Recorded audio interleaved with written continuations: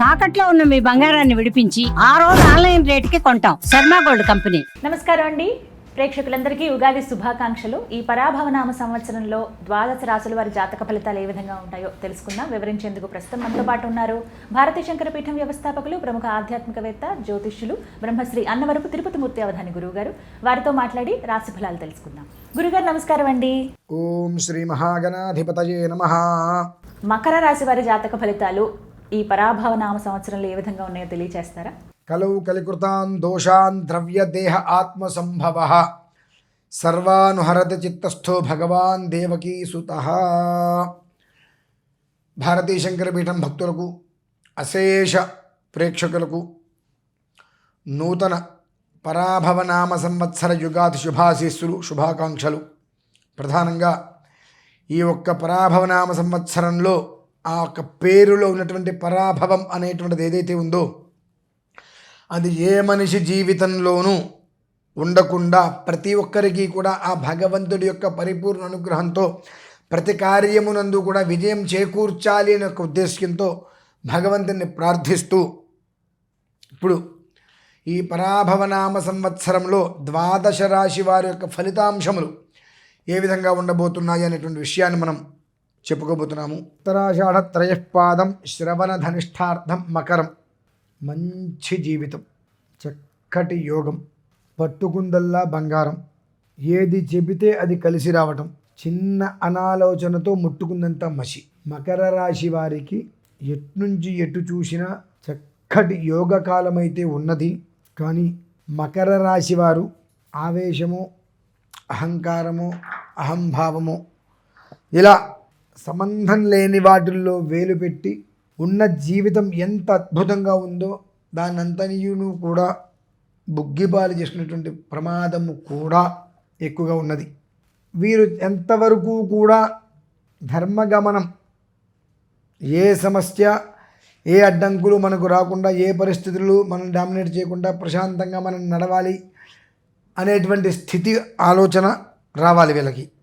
అది వచ్చినప్పుడు ప్రతిరోజు హనుమాన్ చాలీసా పారాయణ వీళ్ళు మొదలు పెట్టగలుగుతారు. ఖచ్చితంగా మీరు మొదలు పెట్టండి అని చెప్పట్లా, ఈ ఆలోచనని మీరు తెచ్చుకొని వచ్చిన రోజు నాడు హనుమాన్ చాలీసా మొదలు పెడతారు అంటున్నా. ఆ మొదలు పెట్టినప్పుడు భూత ప్రేత పిశాచబద్ధ బ్రహ్మ రాక్షస యక్ష యమదూత శాకిని ఢాకిని హాకిని సర్పశు ఆపద అనేటువంటి ప్రతి ఒక్కటి కూడా మన నుంచి దూరం వెళ్తుంది. 10 మందికి కడుపు నిండా అన్నం పెట్టగలుగుతారు. 10 మంది జీవితాలకు దారిని కూడా ఇవ్వగలుగుతారు. మసకబారుతున్నటువంటి ఎన్నో జీవితాలని మీరు ఉద్ధరింపజేయగలుగుతారు. కేవలం ఎంతటి వాడైనా పక్కవాడి మాటలు విని నాశనం అయిపోతారంటారు చూసారా? ఆ రకంగా మనం ఏ స్థాయిలో ఉన్నప్పటికీ కూడా మనకన్నా కింద స్థాయి వాడి మాటలు మనం వినాల్సి వస్తుంది. వాడి మాటలు నమ్మి మనకన్నా ఉన్నతంగా జ్ఞానంలో కానీ దేంట్లో అయినా సరే ఉన్నతంగా ఉండేటువంటి వాళ్ళని మనం దూరం చేసుకోవాల్సిన కర్మ వస్తుంది. ఆ దూరం చేసుకున్న రోజు నాడు మనకి ఇన్ని యోగాలు పూర్తిగా కూడా నాశనం అయిపోయి ముట్టుకుంటే మసే, మాట్లాడితే ఇక మరణ భయం అనే స్థితికి కూడా రావచ్చు. ఇదంతయు కూడా ఏదైనా మంచైనా చెడైనా అది నాకే వర్తిస్తుంది, దానికి నేనే బాధ్యుణ్ణి, నిర్ణయం నేనే తీసుకుంటున్నాను అని తను ఉండే విధానానికి, తను తీసుకునేటువంటి నిర్ణయం మనతో పాటుగా ఎదుటి మనిషికి కనీసం 5% ఉపయోగపడుతుంది అనేటువంటి రీతిలో తీసుకోగలిగితే అది ధర్మయుక్తంగా ముందుకు తీసుకెళ్తుంది. లేదు మన కిందవాడు మన మెప్పు కోసం, సార్ ఇంత ఎందుకండి, ఇలా ఎందుకు చేయాలి, అలా ఎందుకు చేయాలి, వీళ్ళు దేనికోసం చేస్తున్నారంటే మీరు ఎందుకు తొందరపడాలని చెప్తాడు మన మెప్పు కోసం. ఆ సమయంలో అజ్ఞానం అనేటువంటిది మనల్ని కమ్మేస్తుంది, పూర్తిగా పరిపూర్ణంగా కమ్మేస్తుంది. ఆ అజ్ఞానం అనేటువంటిది ఎప్పుడైతే మనల్ని కమ్మేస్తుందో జ్ఞానం చెవిటిదైపోయి మనకన్నా కిందవాడు, అంటే జ్ఞానంలో కిందవాడు అంటే వాళ్ళు రకరకాలుగా తీసుకుంటారు, ఆలోచన విధానంలో, జ్ఞానంలో మనకన్నా చిన్నవాళ్ళు చెప్పినటువంటి విషయాన్ని మన మెప్పు కోసం వాళ్ళు చెబితే దాన్ని పట్టుకొని మనం సజ్జనులని దూరం చేసుకునేటువంటి ప్రక్రియ కూడా ఎక్కువగా కనిపిస్తుంది. ఆ దుర్జనుల మాట విని సజ్జనులని దూరం చేసుకున్న క్షణం మొత్తం అంతయు కూడా ఇక ముట్టుకుంటే మసి. ఆ మసి ఏముంది, ఇక్కడ ముట్టుకుంది, ఇక్కడ ముట్టుకున్నా, ఇక్కడ ముట్టుకున్నా, ఇక్కడ వీళ్ళంతా మసి అంటేస్తుంది. ఇంక అది ఆ తత్వాలు ఎక్కువగా ఉన్నాయి. ఎంత అందంగా ఉందో జీవితం, ఎంత అందంగా మార్చుకోగలగడానికి యోగం ఉందో.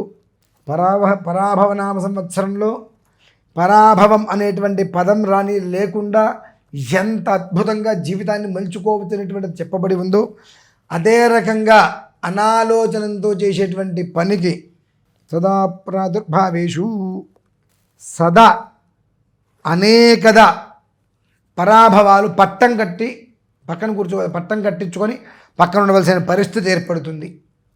కేవలము అజ్ఞానులు చెప్పేటువంటి అజ్ఞానమైనటువంటి మాటని విని మనం ఆచరించడమే అక్కడ మనం చేసిన పాపం. అదేమన్నా పెద్ద పాపమా?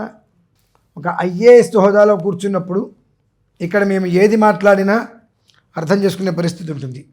అంత స్థితిలో కూడా కర్మ అనుభవించక తప్పదో ఉన్నప్పుడు అటెండర్ని అడుగుతారు, దీని బాబు ఇదేంటంటే అందులో చూసి అంతా విని ఇందులో కానీ ఇబ్బందులు కనిపిస్తారు, సార్ మీరు దాని జోలికి వెళ్ళొద్దండి, చేయొద్దండి అంటారు. ఎందువలన నన్ను అడిగాడు కాబట్టి నేను గొప్పగా చెప్పాలి, మీరు ఇబ్బంది పడతారేమో అని చెప్తున్నా సార్, చెప్తేనే ఆయన దగ్గర మనకు గొప్ప పేరు వస్తుంది అని చెప్తాడు. దాన్ని మనం నమ్మేసేసి సజ్జనులను మనం దూరం చేసుకుంటాం. ఇటువంటిదే కర్మ ప్రార్థం అనేటువంటిది తీక్షణ వేగంతో మకర రాశికి ఉంది. అలాగే సజ్జన సాంగత్యంతో అల్టిమేట్ హై పొజిషన్ వెళ్ళేటువంటి స్థితి కూడా ఉంది. కాబట్టి దాన్ని బ్యాలెన్స్డ్గా చేసుకుంటూ ఏది మంచి ఏది చెడు, ఎవరిని వినాలి ఎవరిని వినకూడదు, ఎవరిని దగ్గర కూర్చోబెట్టాలి ఎవరి దగ్గర తీసుకురాకూడదు అనేటువంటి విషయాన్ని విచక్షణతో ఆలోచించి ఆచరించగలిగితే జీవితం చాలా బాగుంటుంది. అలాగే అత్యంత ఆనందకరమైన జీవితాన్ని బాధామయం చేసుకోకుండా ఉండాలి అంటే ఒక్కసారి గ్రహ గమనాన్ని పరిశీలింపజేసుకొని ఎలా ఉంది, ఏంటి వాతావరణం, నక్షత్రాలు ఏంటి, లగ్నం ఏంటి అనే విషయాన్ని పరిశీలన చేసుకొని తద్వారా ఈశ్వరానుగ్రహంతో సుందరకాండ, మనకు రామాయణంలో ఉంటుంది సుందరకాండ, ఆ సుందరకాండని రోజు తక్కువలో తక్కువ 24 శ్లోకాలు కళ్ళతోటి పుస్తకం పట్టుకోవడం, రోజు పొద్దున్న స్నానం చేసి ఒక 24 శ్లోకాలు చదవటం, నమస్కారం చేసుకోవడం, అలా సుందరకాండ మొత్తం పూర్తి చేయగలిగితే ఇటువంటివి ఆటంకాలు అనర్థాలు లేకుండా పట్టుకుంటే 10,000, పట్టితే బంగారం, పట్టిందల్లా బంగారం అనేటువంటి పదాలకి ఖచ్చితంగా నిదర్శనం మీరే అనేటువంటి స్థితికి మీరు వెళ్ళగలుగుతారు. ఈ రాశివారు ఏమాత్రం అవకాశం ఉన్నా పరాభవనామ సంవత్సరముచే పరాభవం లేకుండా ప్రశాంతంగా ఉండటానికి 8 రోజుల ముందే తిరుమల మహాక్షేత్రంలో అష్టలక్ష్మీ మహాయాగం అనేటువంటిది చేయ సంకల్పం జరిగినది. దేవేంద్రుడు స్వర్గానికి అధిపతి, ఆయనది జ్యేష్ఠ నక్షత్రం, ఆ రోజు ఆ నక్షత్రం ఉంది. అలాగే బుధవారం బుధ అనుగ్రహం, ఇటు నుంచి చూసుకుంటూ వస్తే బృహస్పతి ఆ సమయానికి రాజుగా వస్తున్నారు. అప్పుడు వీళ్ళందరికీ కూడా అధిష్టానం ఉపేంద్రుడు అనగా శ్రీ మహావిష్ణువు. ఆ శ్రీ మహావిష్ణువు ఎప్పుడు సంతోషపడతాడు అంటే అమ్మవారిని మనం ఆరాధిస్తే ఆయన బాగా సంతోషపడతాడు. ఆ కారణం చేత తిరుమల శ్రీవారి యొక్క పరిసరాలలో అష్టలక్ష్మీ మహాయాగం అనేటువంటిది సంకల్పం జరిగింది కనుక ప్రత్యేకంగా ప్రతి ఒక్కరూ కూడా ప్రత్యక్ష పరోక్షంగా కానీ ఆ ఒక మహాకర్తులో పాల్గొనగలిగితే ఆ పరాభవము అనేటువంటి నామం నుంచి బృహస్పతి యొక్క అనుగ్రహం కలిగి ఆ శ్రీ మహావిష్ణువు తోడి ఉండి పరాభవము అనేటువంటి దాని నుంచి మనల్ని ఏమాత్రం అవకాశం దూరంగా ఉంచడానికి చాలా అవకాశం ఉంది కనుక అది దృష్టిలో ఉంచుకొని 12 రాశుల వారి కోసం ప్రత్యేకంగా నిర్వహిస్తున్నటువంటిదే ఈ యొక్క అష్టలక్ష్మి మహాయాగం 11వ తారీఖు మార్చి.